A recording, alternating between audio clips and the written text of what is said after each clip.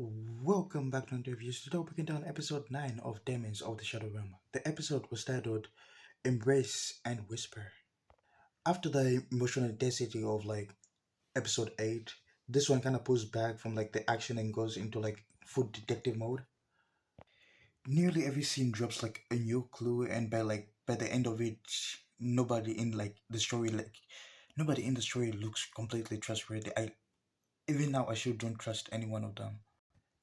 Many people online describe this mystery episode and sorry, I mean many people online describe this episode as a mystery episode, and I for a second that because everything we were just everything was just us learning about new information. Basically, we were just getting bombarded with new information, which I really like. I just like lore, I just like theorizing and getting to know what's really happening in this world. Anyway, let's get into the episode itself. After everything that Asa kind of revealed to him, you is struggling a bit. If you can even tell from this scene, the village, the village lied to him his whole life. The Kakamuri clan has its own secret. He doesn't know who to trust or what version of the truth anyone is telling. We don't even know even if maybe the story the Kakamuri clan are telling us about Yu's parents may be fake. We don't know. We really don't know. We know nothing. Our best guess is just our best thing to do right now is just to believe that they're telling the truth, because one, we have no clues, we have no leads. It's really hard to trust any one of them right now. They're reading the room for once. No, he reads the room, but he kind of just pretends he doesn't read the room. He kind of decides to take him out into the modern world to clear his mind, to show him what the world is outside of his village. And I think when Yubu goes into the modern worlds, these are the best things, because the I aside from action like shonen, I do enjoy slice of life. So having these slice of life moments are always really enjoyable. They are really the highlights of some of the episodes for me. And we went gambling for a bit, and as you can see from this image, Dede lost lost everything from, I don't know how much he bet, but I know he did lose everything. I've never gambled, so I don't know the feeling of losing, but losing that much, the way he looks, I think he spent a crap ton of money. So I would be sad. Losing money is a really sad thing right there. And this episode kind of made me understand what Asa was warning us about, because the moment we stepped out and stepped out of the manor, we were actually being followed by assassins. Even during the shopping spree, every one of us were completely being followed by, I think it was three assassins. We were being followed by three assassins. He really can't leave a building without actually being trained, actually being killed by trying to being killed, trying to be, God, he can't leave any place without him having to worry for his life, because it's only been a few minutes since we've been outside of the manor, and we are actually being followed. And I feel like we were being followed from the moment we left the manor. So just think about it. Assassins are constantly waiting at the manor, just waiting for Asa to come out. And now you is has a target on his back, so they'll probably be waiting for him. So the best thing for us to do right now is actually, I really don't want to do this, but they should actually move to a different place, because, or maybe they should find a way to secretly go back to their old house, because if they directly go back home, I feel like the assassins will know where they are, and in droves of hundreds, I think many assassins would just come in to attack us. So our best guess is to go home in secret, or buy find a different house and keep it secret. Anyway, because you grew up completely isolated in the mountains, the modern world is essentially a foreign planet to him. You have him going into department stores. Him he was getting shocked about the cash register, which I did find hilarious. He approaches all of all of like everything about the modern world will like forced awareness of someone like who has never like encountered everything. Like it's like it's like he's hunting, like he's wary and like he's wary of everything because this is what he hasn't seen, and not, like for us we kind of were used to it, so like we can make fun of him, but like for him, he doesn't actually know what a car is. No, he does know because we lied to him that the horse is inside the car, but like he even before that he really doesn't know anything about this modern world. We also have like right and left who are like absolutely thriving right now. They were enjoying themselves the most. Like these like left and right are like supernatural entities who've like existed for I don't know how long, because we only know the last time they were here was like 400 years ago, when like the user of break and seal were there. So I don't know how long they've actually been alive. But like it's funny seeing them like actually, enjoying and loving like the department store. Like like the contrast between just like the excitement and Yuri's confusion is like one of the most purely enjoyable parts of like this show. Like I'm saying, I'm not saying like the action, like everything is good, but like the slice of life moments are like the best parts for me in this show. Like the slice of life for me like carry the show highly, and the mystery themselves. The mystery also really helped a lot. Another funny thing that Another thing that I found funny is when like Asa like delete like use like an editing app to just remove Dario from like the picture itself, and just leave Yuri because as we know she loves Yuri more than anything. And then we have Jin, and like I forgot the other guy's name, but like they were coming up to actually like ask us like, if she has any photos of like Dario because they wanna like track him down, but like Asa was adamantly refusing, to the point where it was just funny because like we know she deleted, like she removed him from like the what's this the photo, but like she's acting as if he was never even in the photo itself, which I really found very fun. I was laughing the whole time while watching that scene. And then the real like like investigation of the episode has kind of has begun during like the second, I wouldn't say the second part of the episode, but like when we just shift back to the Kagomori clan. Like information surface suggesting that the attackers who hit like the Kagomori clan entered through like the west gate, which it was simple enough. Like, but like except there is no west gate. Like it actually the west gate does not exist.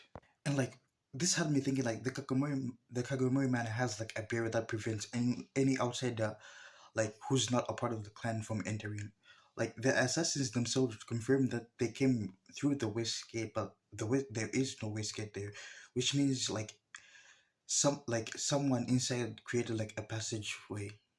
Because I have a theory like this is like a third party operating in the background while with like access and knowledge that nobody has encountered yet, because he was able to like breach the Kagamori barrier, which I think it's strong because they want to keep Elsa safe. So like I think they upped up the security, and he created like a force west gate. What I'm saying is he was able to easily like bypass like the Kakamori barrier, get the assassins in without the actual people inside the man are actually noticing, which is impressive for me. So, but like it's kind of still confused my theory. Like someone else is working with them. Like my best bet is like the Kagamori extremists, because a Kagamori clan is the only person who can enter the barrier. So like having someone from the inside of the Kagamori clan is like the best bet right now. So right now like I kept saying I started suspecting the Kagamoris because I thought they were heroes, but like they're really not. So like now I see, just like I kept saying, like I really don't know who to trust, because someone in the Kagamori clan is willing to like go all out to actually breach their own barrier, attack their own people to actually to kill you because they want to get you. So like, what else wouldn't they do? We really don't know. We had like fans, like a lot of people like spent a significant amount of time on this clue after like the episode aired, and I completely understand. Like it really doesn't make any sense. like this isn't just suspicion. It kind of suggests that the entire conflict may have been engineered. Like someone who knows the manor's layout, who knows like the barrier, and knows how to move through it without leaving like obvious traces. Like that's not just a random attack. Like this was planned from the beginning. But like, how did they know that you will be there? Because the only time that these guys entered the barrier was the time you entered in the Kagomori Manor. So like how did you know like you how did they know like you would be there, would be in the Kagomori manor for them to actually attack him? I genuinely don't know. Like I genuinely really want to know. Like as more information kind of comes out, the Kagomori clan's version of like events kind of become increasingly they're really hard to believe right now. Like if you take their information at face value, it's still really hard to believe. Like details don't quite line up. Like family members seem to know more than they're saying. Every like the head, I think he knows a lot. Jin, I suspect Jin knows a lot more. And then we have like the other brothers who I also think they do know more than that later on. Like a fan summarized this feeling, like the feeling of the episode perfectly. Like every character becomes like a suspect, and by the end of the episode 9, that's exactly where we are right now. Everyone is like a suspect themselves. Like we don't know the clan's end goal. We know the end goal is like make sure like break and seal don't appear, but like I doubt that's like the real end goal right there. Because even if you make sure like the twins who stand day and night stop coming from the Higashi village, I doubt any Kakamori extremists would leave that chance open. Because you know break and seal are the ultimate abilities. So like I doubt if it was me, I would make sure like I could factor in, I could make them as much as possible. Because even if the Hagashi village, don't like we kill off all the Hagashi village, the Kagamori clan still have will be the only persons who know how to like make the children who stand there day and night. So like I doubt like he's like the Kagamori head's version of the story is also false. I doubt he's telling us the whole truth. Like I might be you guys might think I'm repeating myself, but like I keep saying this show gives us more information than answers with like every episode. Like and I know this sounds like complacent, like, but I mean, I sound like I'm really angry, but like, I'm really enjoying it because like, it gives me like a lot of things to like theorize. Like, I really enjoy like theorizing on things. So like, having so many mysteries right in front of me and so many questions that I really want to answer. I'm making a bunch of my own theories, and like some of my theories come true, some of my theories won't come true. I want to see which one of my theories come true. But my main theory right now is one of the Kagomori, someone in the inside of the Kagomori clan was the one who helped out the assassins. And my second theory is like Derry is still not telling us everything, and I think he's still in contact with the Higashi village because we know Dere is faithful to like the Higashi village. So I doubt he's not in contact with Grandma, and there's no way Grandma would leave the children who sent that day and night. Like she has. She lost break, and I doubt she's like very happy to like actually lose Seal. So like I doubt that she this is the last time we'll actually see anyone from Higashi village, and I really feel like I really feel that Derry is still keeping in contact with the people from Higashi village. And one other thing I wanna say before I kind of start wrapping up this video is this guy's Demon was really really good because he he is able like to actually read what like a person's like if you play RPGs, or like if you've watched if you've watched like any isekai, yeah, you can see like it's basically like once you gets hold of like the demons, you can get like his status screen of everything, like their age, their birth, what they do, what happened, who the owners are, and by knowing what the demons are, he can also trace what the owners are. Which it's not like an ability that would be good in fighting. We don't have the full capability, but like for getting information, this ability is absolutely broken. Like as we as everyone know, information is power. So like having information over like how someone's ability works, and in this type of show I think really is really useful. So like his ability is like really good, and I love how like it's a book because It's like an ancient book. You can tell from like it has strings, not like but like I just I like the design. It's creepy and like I just like it. Oh yeah, and I also want to talk about this scene because this scene was kind of forcing us to think that he is like the main villain of the show, but like I still suspect him because there's no way someone from the Kagame clan is like actually pure of heart. I love the guy, but like I don't trust anyone in this show. So like there's no way I would trust him. And we also got like a new information on like what Data's demon is. It's actually was this house. I'm get like a clear. Can I get a clear picture? I don't know if you can like see it clearly, but like this house is like there is main demon ability because it kind of takes people to like a place, like I would say a subspace. It's just like the Higashi village where like you have to follow specific rules to actually get out, and if you don't get out, you be trapped in there forever. Which another broken ability because if you don't know how to like actually follow the rules and actually get out of that like domain, you'll be trapped in there for the rest of your life, and people won't have like any leads to you because you kind of vanished and poof through out of nowhere.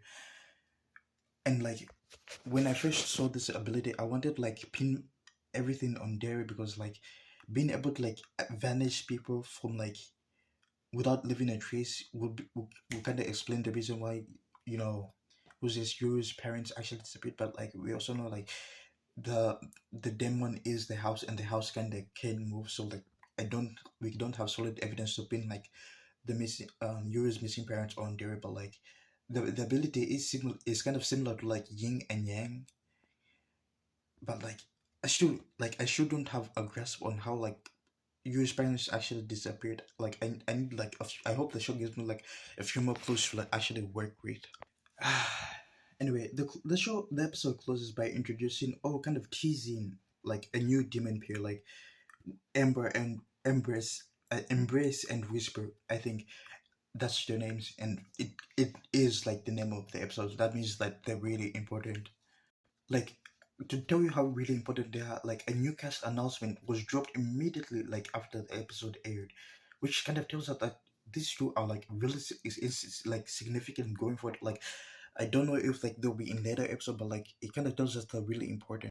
And another thing that I would shocked me was like right and left's reaction to them is kind of telling like these two like right and left are ancient demons who have been around for over 400 years. I don't know if it's over 400 years or more than 400 years, but the two of them clearly recognize who Embrace and Whisper are, which kind of means whatever history exists between like the two of them goes back like centuries, and like that history is almost certainly like relevant to what's happening right now. Like the title Embrace and Whisper isn't just about like new characters either. It kind of describes the entire atmosphere of the episode. Like it's like a quiet conversation. We have hidden truths, we have secrets behind being passed around by everyone. We don't know everything. That's the main thing. We just don't know everything. But overall, it was a really good episode. I really enjoyed it. Like I said, I really like theorizing. So like getting more close to actually pin like who the main culprit is. I really hope they give us more because I don't want to. I wouldn't say I want the show to spoon feed us, but like I just want like a crumb of crews to actually go around, make some connections. Anyway, here is the question of the day. The West Gate doesn't like exist, which kind of suggests that a third party engineered the attack at the miner. Who do you think has the knowledge and access to pull that off? And do you think it's connected to whoever like has been targeting like the twins from the beginning? Let me know in the comments. If you enjoyed the video, please leave a like and subscribe. I'm Hunter, and I'll see you in the next one.